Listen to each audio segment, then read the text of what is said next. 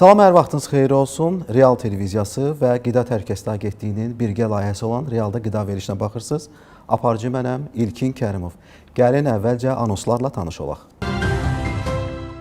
Energetik içkilər nədir və onların tərkibində insan sağlamlığına təsir göstərə biləcək hansı maddələr var? Heyvanların identifikasiyasının əhəmiyyəti nədir? Doğru seçim yüksək nəticə maarifləndirmə kampaniyası davam edir. Layihənin növbəti qonağı Yunan-Roma güləşi üzrə Avropa çempionu olan Elmin Əliyevdir. Bugün Realda qida verilişində aktual bir mövzunu müzakirə edəcəyik, energetik içkilərdən danışacağıq. Amma gəlin əvvəlcə ötən həftə qida sahəsində baş verən əsas xəbərlərlə tanış olaq. 5 ulduz adi qiymət deyil. Obyektinizdə qida təhlükəsizliyinin ən yüksək səviyyədə tətbiq olunduğunu və sistemin beynəlxalq standartlara uyğun işlədiyini göstərən rəsmi qiymətləndirmədir. Bu səviyyə planlı nəzarət, davamlı izləmə və qabaqlayıcı yanaşmaya əsaslanır. Risklər problem yaranmadan əvvəl idarə olunur. Bunun əsasında isə beynəlxalq qida təhlükəsizliyi sistemi olan HACCP dayanır. Bu yanaşma nəyi təmin edir? Potensial risklərin əvvəlcədən analizi, kritik mərhələlərin daimi nəzarətdə saxlanılması, proseslərin izlənilməsi və sənədləşdirilməsi, təhlükəsizliyin gündəlik iş prinsipinə çevrilməsi. Təhlükəsizliyin sistemli idarə olunduğunu göstərən 5 ulduz nişanı istehlakçı üçün güvən, sahibkar üçün isə nüfuz və rəqabət üstünlüyüdür. 5 ulduzlu obyekt güclü daxili nəzarət sistemi, formalaşmış təhlükəsizlik mədəniyyəti, yüksək etibar göstəricisi, keyfiyyətə sadiqliyin sübutudur. Əgər siz də obyektinizin yüksək qiymətə layiq olduğunu düşünürsünüzsə, reyting ulduzu üçün info@afsi.gov.az elektron postuna yazın və ya 1003 çağrı mərkəzinə müraciət edin.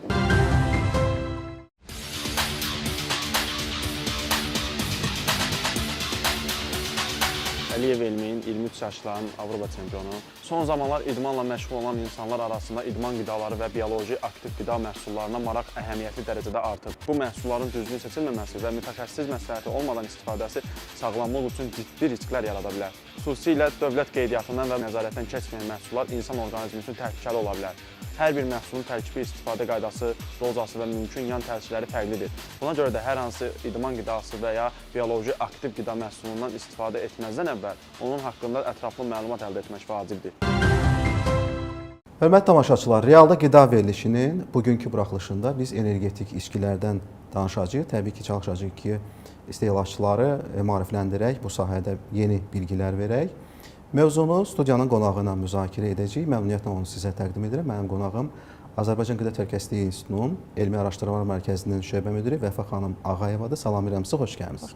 Xoş gördük. Vəfa xanım, ilk sual bu olacaq ki, energetik içkilər ümumiyyətlə nədir? Düzdür, agentlik olaraq biz bu sahədə kifayət qədər maarifləndirmə işi aparmışıq, amma aparılan təhlillər, müşahidələr göstərir ki, bəzi istehlakçıların məlumatı yoxdur. Ona görə zəhmət olmasa siz məlumat verəsiniz, energetik içkilər nədir və bu içkilərin tərkibində insan sağlamlığı üçün hər hansı bir zərərli maddələr varmı? Enerji içkiləri tərkibində insan orqanizmində mərkəzi sinir sisteminə stimullaşdırıcı təsir göstərən maddələrin olduğu alkoqolsuz içkilərdir. Bu maddələr məsələn kafein, taurin və bu tipdə digər maddələr var enerji içkilərin tərkibində. Hansı ki bu maddələrin maksimum yol verilən miqdarları yerli norma və qaydalarla enerji içkilərinə dair yerli norma və qaydalara görə normallaşdırılmışdır, tənzimlənmişdir və bunların enerji içkilərinin istehsalı zamanı bu tənzimləmələrə ciddi şəkildə riayət olunmasına nəzarət olunur. Və bundan əlavə bildirmək istəyirəm ki, enerji içkilərinin yol verilən miqdardan artıq istifadə olunması artıq insan orqanizminə mənfi təsir göstərə bilər.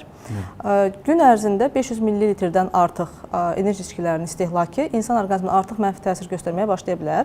Və bundan əlavə enerji içkilərinin tərkibində qeyd etdiyim sadalanan maddələrin ki, yol verilən maksimum miqdarları var. Onların da artıq o həddən artıq istifadəsi insan orqanizminə arzu olunmaz təsirlər göstərə bilər. Məsələn, kafeinin insan orqanizmində gün ərzində 400 mg-dan artıq istifadəsi artıq bir sıra mənfi sağlamlıq təsirlərinə yol verə bilər. Və artıq 1 qramdan artıq kafeinin gün ərzində istehlakı toksik təsirlər göstərməyə başlayır. Görürük, müşahidələr aparırıq, əksərən də cavanlar, hətta belə deyək də su əvəzinə bu tip içkiləri içirlər. Bax, ziyanları da nədir, zərərləri nədir, zəhmət olmasa bu barədə məlumatlar verərsiniz. Enerji içkilərin istehlakı zamanı insan orqanizmində mərkəzi sinir sistemi stimulyasiya eləyir və bu stimulyasiya zamanı yorğunluq hissi və yuxuluq hissi aradan qalxır insanda və bu zaman insanlar özlərini gümrah hiss edirlər və bu gümrahlıq hissi müvəqqətidir. Yəni daimi bir enerji içkilərinin verdiyi daimi gümrahlıq hissi yoxdur. Yəni qısa müddətli bir təsir göstərir. Qısa müddətli bir təsir vardır. Aha. Ümumiyyətlə Qida Təhlükəsizliyi Agentliyi tərəfindən bu içkilərlə bağlı hansı tənzimləmə tədbirləri həyata keçirilib? Qida Təhlükəsizliyi Agentliyi qida təhlükəsizliyinin təmin olunması və insanların hüquqlarının müdafiəsi istiqamətində bir sıra fəaliyyətlər göstərir. Bunlardan biri də həyata keçirilən monitorinqlər və yoxlama nəzarət prosesləridir. Bu proseslər zəminində istehlak üçün təqdim olunan, yəni bazara təqdim olunan enerji içkilərinin doğrudan da enerji içkisi olub-olmadığı nəzarətə alınır və həmçinin də bəzən ticarət mərkəzlərində, ticarət şəbəkələrində görürük ki, enerji içkisi olmayan, energetik içki olmayan məhsullar energetik içkilərin vitrində eyni yerə qoyulur və Energetik içki təəssüratı yaradır. Bəli, energetik içki təəssüratı yaradır. Əslində isə bunlar sərinləşdirici içkilərdir. Sərinləşdirici içkilərdirlər, bəli. Bunların qablaşdırılması zamanı bənzərlik yaradılır. Bənzərlik yaranır. Üzərində hansısa bir mesajlar verməklə istehlakçıları yönləndirilir. Əslində isə aparılan müşahidələr onu göstərir ki, bu içkilər energetik içkilər deyillər, sərinləşdirici içkilərdir. Bax, məhz elə bu məsələlərə görə istehlakçılar bu tip içkiləri alarkən etiket məlumatlarına nələrə diqqət yetirsinlər? Bəli. Energetik içkiləri əldə edərkən istehlakçılar əsasən onun üzərində enerji içkisi yazısı olub-olmadığına fikir verməlidirlər. Həmçinin energetik içkilərin qablaşdırılması zamanı etiket məlumatlarında müəyyən məlumatlar mütləq qeyd olunmalıdır. Məsələn, 18 yaşından aşağı uşaqların istehlakı üçün uyğun deyil qeyd olunmalıdır. Yaşlı şəxslərin, hamilə qadınların, süd verən qadınların və yaxud da ürək damarı, metabolik xəstəlikləri olan, böyrək çaşmazlığı olan xəstələrin istifadəsi üçün tövsiyə olunmur kimi yazıların olması məqsədə uyğundur. Həmçinin alkoqolla birlikdə qarışdırılaraq və yaxud da birlikdə istifadəsi yol verilməzdir kimi yazılar əlavə olunmalıdır etiket məlumatlarına və istehlakçılar da mütləq şəkildə bu tipdə məhsulları əldə edərkən bu məlumatlara, etiket məlumatlarında fikir verməlidirlər. Son olaraq istəyəcəyik ki, bir tövsiyələrinizi bir daha çatdırasınız. Həm bir həkim kimi, həm belə deyək də valideyn kimi, xüsusilə gənclər nələrə diqqət eləməlidirlər, sırf insan həyat sağlamlığı baxımından? Bəli. Son zamanlar gənclər, xüsusən yeniyetmələr gənclər, xüsusən də bu isti aylarda energetik içkiləri adi sərinləşdirici içkilər kimi qəbul edirlər və bildirmək istəyirəm ki, energetik içkilərin tərkibindəki maddələr adi sərinləşdirici içkilərin tərkibindəki maddələrdən çox fərqlənir və onların həddən çox istifadəsi insan orqanizminə mənfi təsir göstərə bilər. Buna görə də bu məqamlara diqqət olunmalıdır, xüsusən də bu isti aylarda. Çox sağ olun, təşəkkür edirik. Studiyaya gəldi, sualları cavablandırdı. Çox sağ olun. Hörmətli tamaşaçılar, Realda Qida verilişinin bugünkü buraxılışında biz energetik içkilərdən danışırdıq. Mənim qonağım Azərbaycan Qida Təhlükəsizliyi İnstitutunun Elmi Araşdırmalar Mərkəzinin şöbə müdiri Vəfa xanım Ağayeva idi. Akta hara baxır layihəsi davam edir. Bu dəfəki buraxılışımızda heyvanların identifikasiyasından danışacağıq.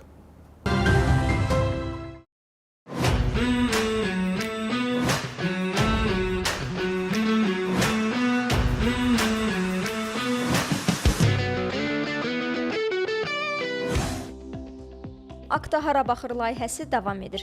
Bu dəfə mövzumuz heyvanların identifikasiyasıdır. Qida təhlükəsizliyinin təmin olunması, heyvan xəstəliklərinə nəzarət və heyvan mənşəli məhsulların izlənə bilməsi üçün identifikasiya mühüm əhəmiyyət daşıyır. Bəs identifikasiya nədir və bu sahədə Akta nəyi tənzimləyir? Heyvanların identifikasiyası hər bir heyvana fərdi nömrənin verilməsi və onunla bağlı məlumatların vahid sistemdə qeydiyyata alınması prosesidir. Bu proses qanunvericiliklə tənzimlənir, qanuni tələbdir, məcburidir və ölkə üzrə baytarlıq nəzarətinin əsasıdır. Eyni zamanda agentlik tərəfindən avtomatlaşdırılmış qida təhlükəsizliyi informasiya sistemi vasitəsilə həyata keçirilir. Bu gün identifikasiya tədbirləri çərçivəsində təsərrüfatdakı iri buynuzlu heyvanlar fərdi qaydada qeydiyyata alınır.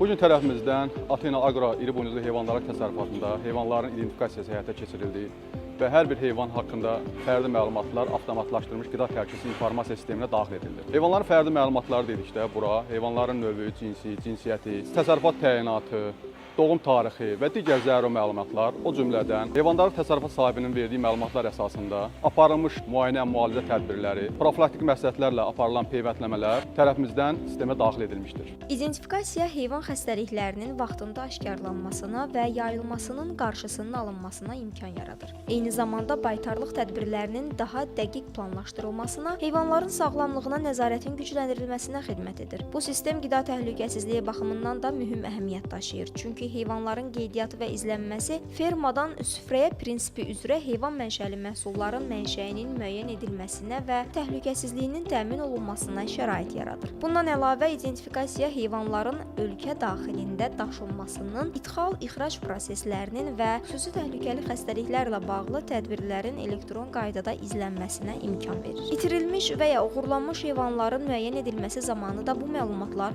mühüm rol oynayır. Hal-hazırda təsərrüfatımızda bütün heyvanlarımız öz kimliklərini almış vəziyyətdədir. İdentifikasiyanın mahiyyəti nədən ibarətdir? Məsələn, heyvanların hansı əməliyyatları keçirdiyi, hansı dərmanları yediyi, hansı növ antibiotikdən istifadə olunduğu bağlı məlumatları özündə cəmləyən bir sənəddir. Yerli fermerlərimizin dərinliyi başa düşməkləri lazımdır. Beləliklə, heyvanların identifikasiyası təkcə qeydiyyat prosesi deyil, baytarlıq nəzarətinin, qida təhlükəsizliyinin və ərzaq təhlükəsizliyinin əsas alətlərindən biridir. Bəs akta hara baxır? Heyvanın doğulduğu andan etibarən onun sağlamlığına, hərəkətinə və izlənə bilənliyinə. Realda qida verilişindən bugünlük bu qədər. Hər həftənin çərşənbə axşamı saat 17:30-dan etibarən proqramımızı izləyə bilərsiniz. Aparıcı mən idim İlkin Kərimov. Təhlükəsiz qida ilə sağlam gələcəyə.